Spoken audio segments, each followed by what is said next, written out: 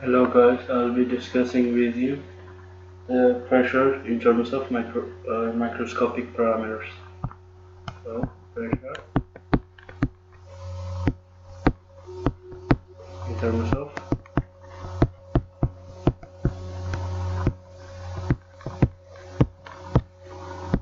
microscopic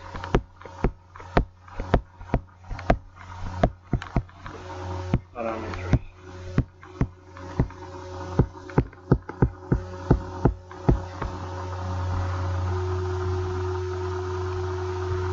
Now, pressure exerted by a gas is the result of momentum transfers that occur every time a molecule bounces off a wall of a container.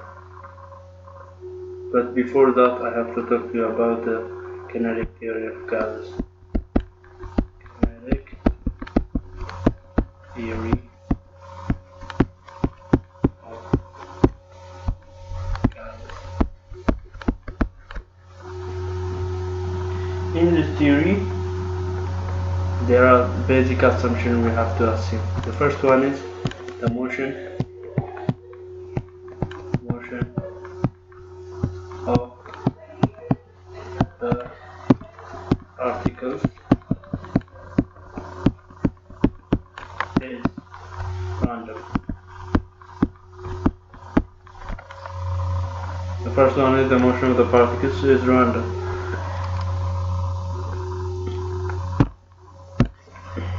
The second one is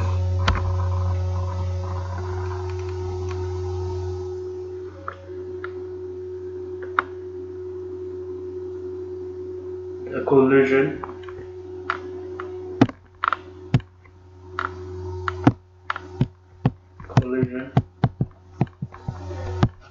between the gas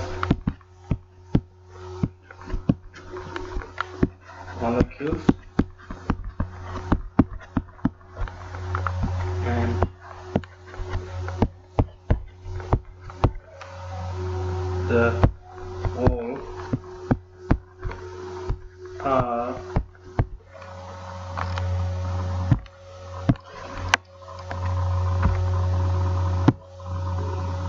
perfectly elastic, which means because the mass doesn't change, then the magnitude of the initial velocity and the magnitude of the final velocity will be the same. Now let's get to the hardcore calculation.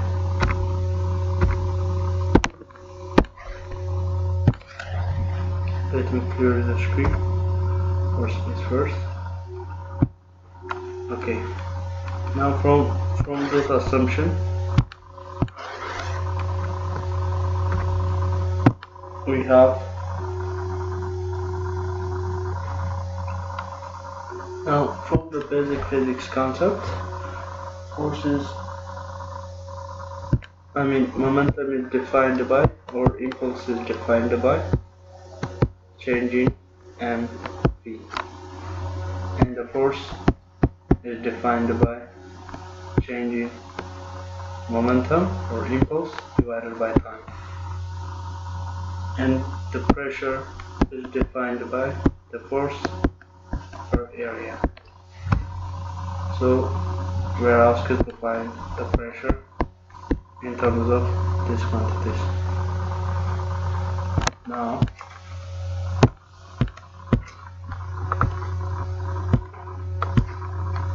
let me draw a box.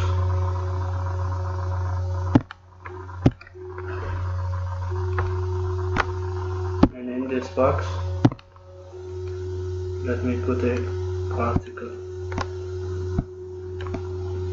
Now assume this is a particle which has a velocity v, and a mass m.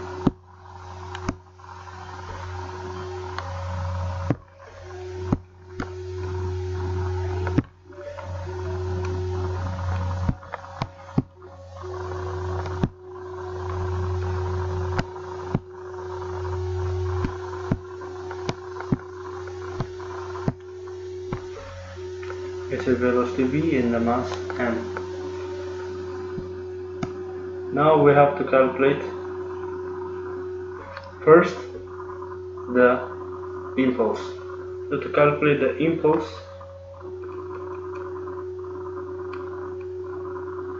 we know now before we calculate the impulse, we have to see it in the bigger picture. First, before that, let's call this x, let's call this y, and let's call this z.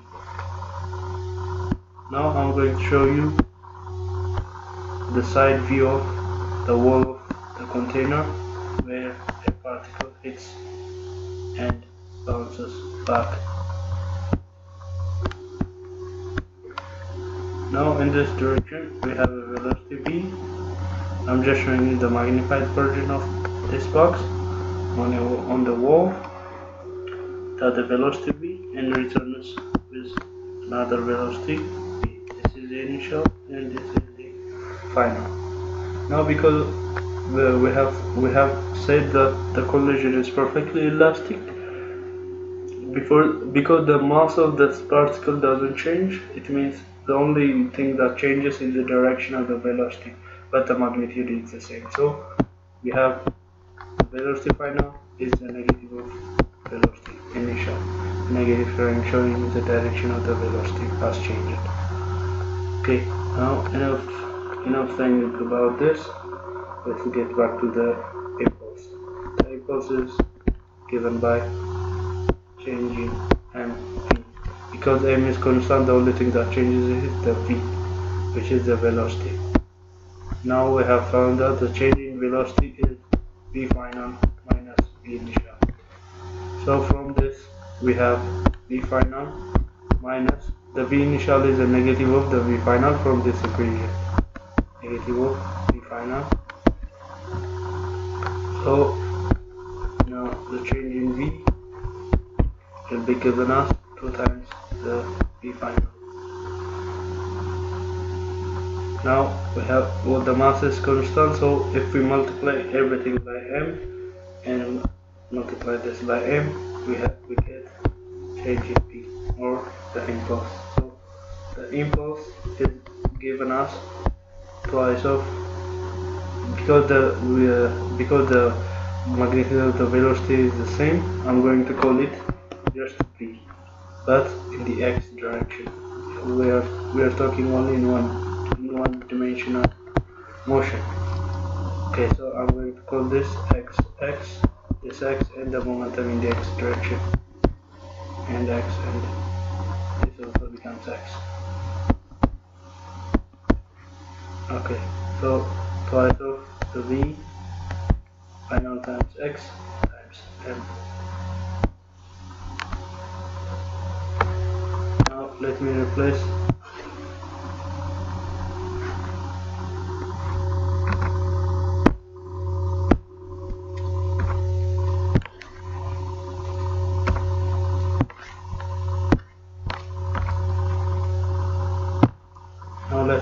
the vx with v. I mean the v final with vx, because the magnitude is the same.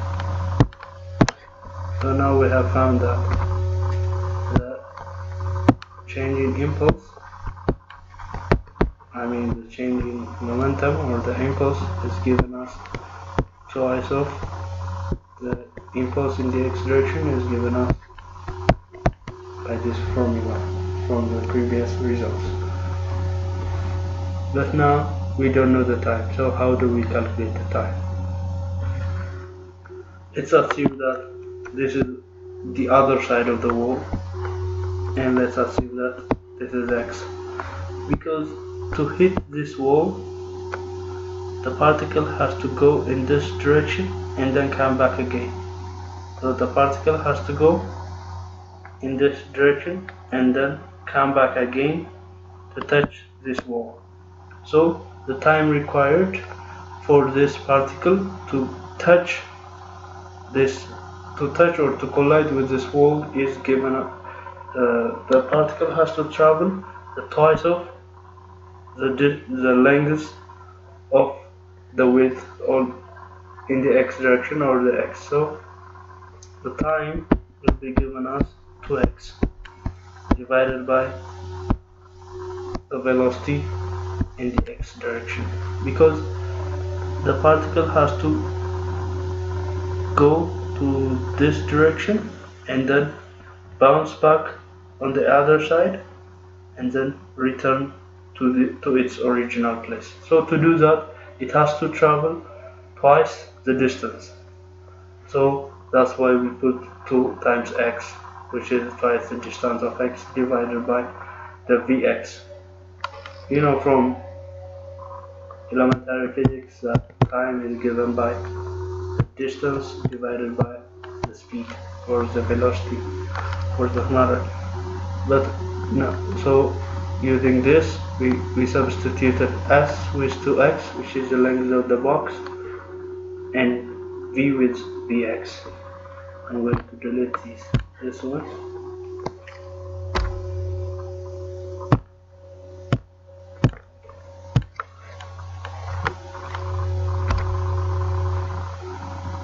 Okay, so we are going to substitute. Now we have found the time, so I'm going to substitute it to find the force. So now to find the force, which is given by the change in impulse divided by time, we have to substitute this change in impulse with 2y of force in the x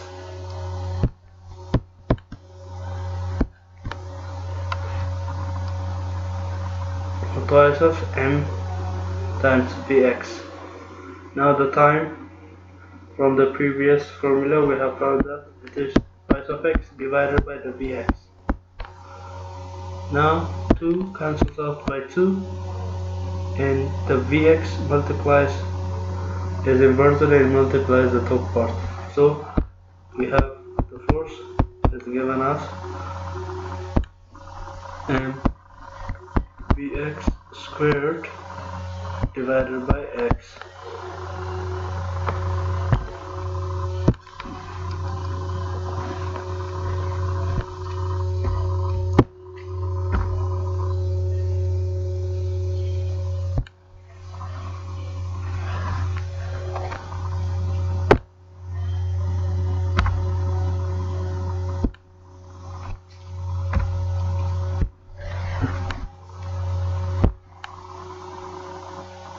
I'm going to break it to the top for the sake of cleaning up some space. Okay, now we have this formula.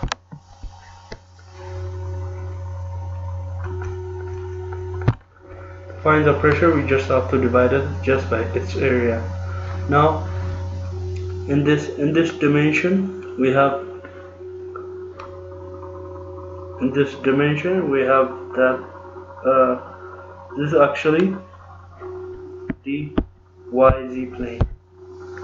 So if the particle is traveling in the x direction, it's going to hit the YZ plane or the YZ area. So to change it into pressure,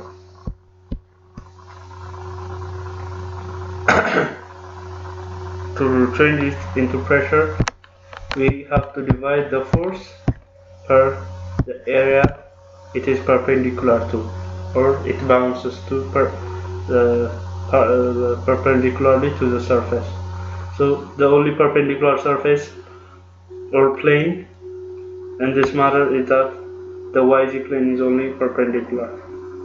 So to calculate the pressure, we just have to divide the force with the area of the YZ plane. So here we get the pressure on the YZ plane or ZY plane is given by mvx squared divided by x. The top part is the change in impulse divided by the area, which is z times y. Now from this, I'm going to delete this one.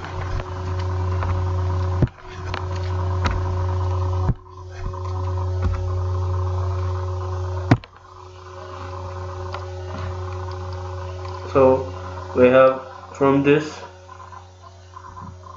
we're going to simplify it as m vx squared divided by x y z. But xyz is the volume of the box, so the volume is given by x times y times z.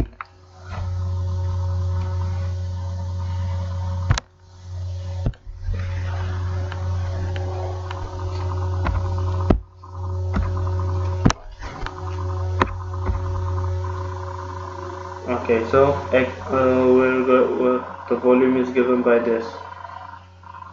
Now we have the force or the pressure, which is given by mvx squared divided by the volume. V is the volume, so the vx squared. But from vector law, you know that vx squared is equal to, no, I mean v squared is equal to, which is v squared is the velocity and this is the volume. So I'm going to denote this, put an arrow over the velocity to differentiate between the two. Now from vector law, you know that the velocity squared is equal to the velocity of the x component squared plus the velocity of the y component and the velocity of the z component squared. So now another assumption I haven't told you about is that because the motion is random and the collision is perfectly elastic, we have the x component of the velocity is equal to the y component. I'm talking about the magnitude, and the velocity in the z component. I'm also talking about the magnitude of the three. So from the two equations, we found that the velocity is 3 times the velocity of x squared. The velocity squared, I mean. So the vx squared is given by 1/3 of the velocity,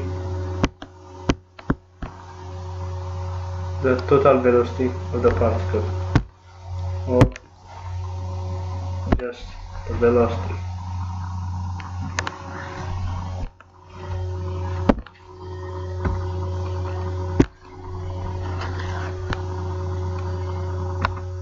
So I'm going to substitute from the previous result.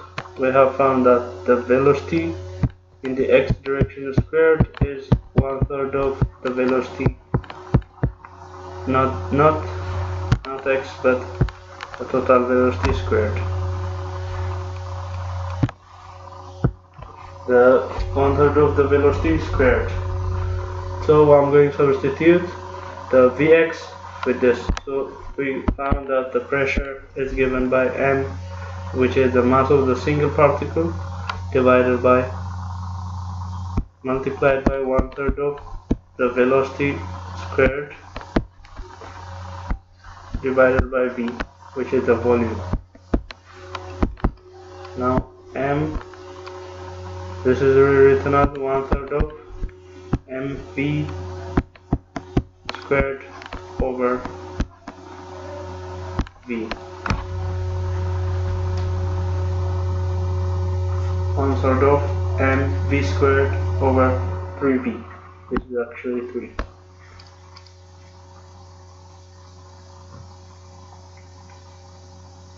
Now m is the mass of a single particle, but to calculate the pressure in terms of this is very incomprehensible. So we have to substitute this m with real number, with a real and comprehensible form.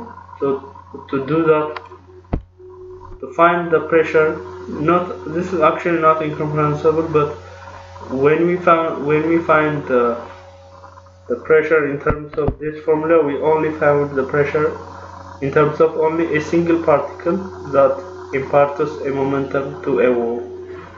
So to do that, so in order to find the pressure of the whole gas, not just a single molecule, we have to multiply this pressure by n which is the number of molecules.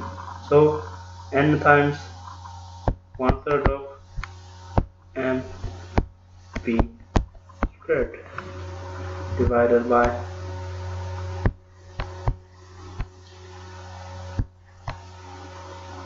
the volume.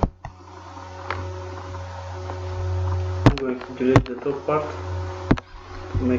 to make more space.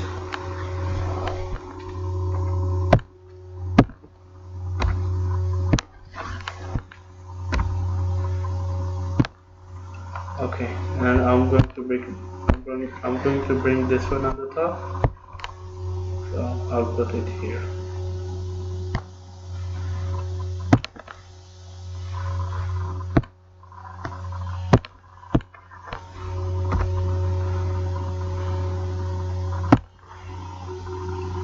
Okay, so we have the previous formula, and now this is actually 1.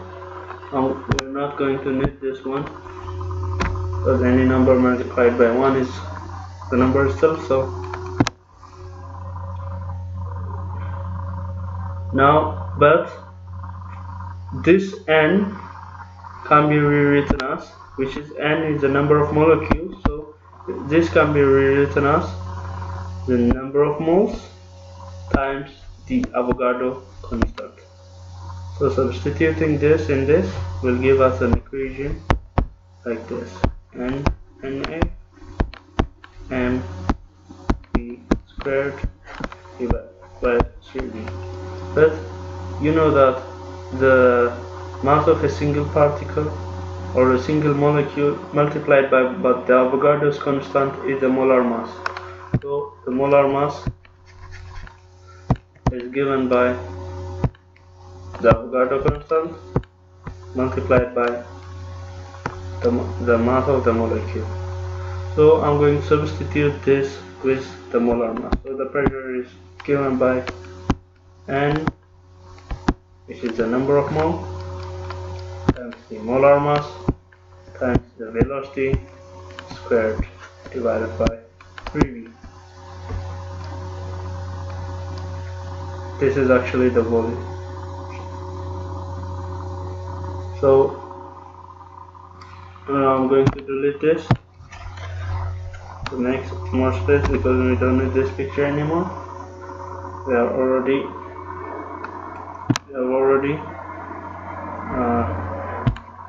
finished the formula. I'm going to rewrite it as n times m times the velocity squared divided by 3 times the volume. Now at last we have found the formula for pressure in terms of microscopic parameters like the velocity of the particles or the gas molecules. This velocity is actually the average velocity of the gas molecules, which is determined by the temperature of the gas molecule. And m is the number of mole of the gas, and m is the molar mass of the gas. This is actually a pressure. This is actually a pressure in terms of the microscopic parameters.